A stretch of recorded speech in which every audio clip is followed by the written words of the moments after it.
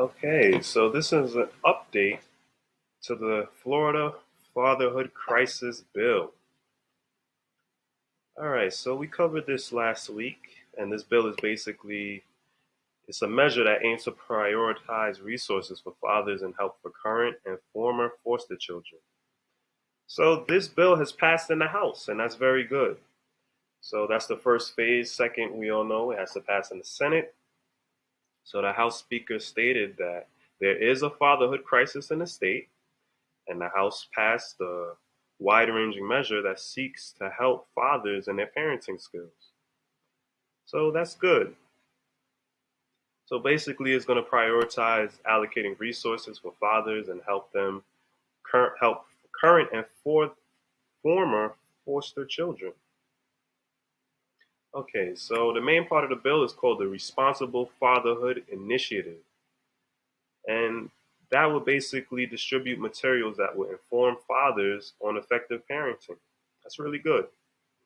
And they also have a campaign that includes appearances by and involvement from public figures and influencers. That's very important because this has to be shed light. A lot of these celebrities and important community figures do need to explain that without fathers in the household would be drastically affected.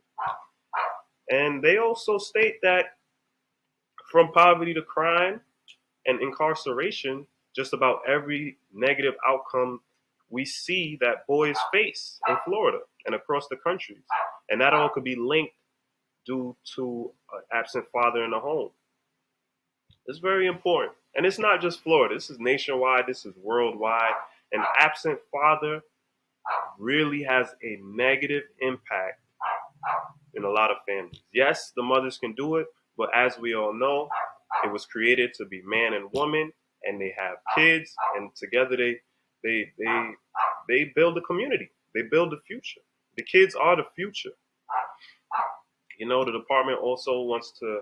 They're going to be required to award grants to nonprofit community organizations to address the needs of fatherhood. Yes, there needs to be more social programs into all these mostly minority communities. You know, I hate to be the bearer of bad news, but we all know minority communities suffer in proportionate compared to other communities. And this bill will be requiring that grants be geared towards helping fathers in finding employment, managing child support obligations, and transitioning from incarceration. That's actually pretty good. Also, they will be assessing healthcare and understanding child development and enhancing parenting skills. Okay, good. So these social programs will basically be like fatherhood 101. A lot of fathers that are in jail, they could come home, they could find jobs, they could get health care, and they could actually be uh, prominent members of society.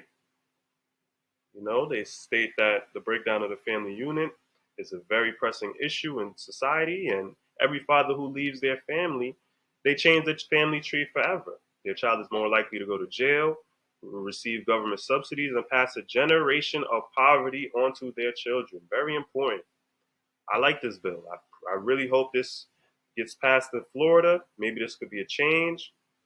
You know, the House budget for the next fiscal year would provide more than $60 million of grant programs and initiatives. $60 million program we're talking about here. Okay, I like this. This is very good. It's basically going to be helping fathers because a lot of these social programs are geared to the women. You know, they have WIC, they have women in housing shelters. It's a whole bunch of things going on, but this is definitely shedding light to the fathers. So they want to keep families together, and this is a good start in Florida. I like this bill. And most importantly, they say a stipend available to young adults who have been previously been in foster care and are attending post-secondary schools would be increased under the bill from $1,200 to $1,700. Good. And I hope this money gets used for the right things. I hope it's not used for, wasteful consumption. Okay, of course, they have the Democratic lawmakers that slammed this. They stated that it was a racist and hateful language in part of the state law related to the foster care system. All right. And they say that the law defines a special needs child within the system as a child is not likely to be adopted because of several factors, such as being age 8 years old or older, black, or racially mixed. The Republicans and Democratic lawmakers condemned the language, and they said efforts to remove the language from law are underway. I like this bill, and I hope it gets passed. Let Florida be the first state to effect change, and hopefully this could go from Chicago to St. Louis to Miami, Florida, wherever there's a crisis of fatherhood needed. I like this bill, and I would like to hear more from this. I'll keep you updated.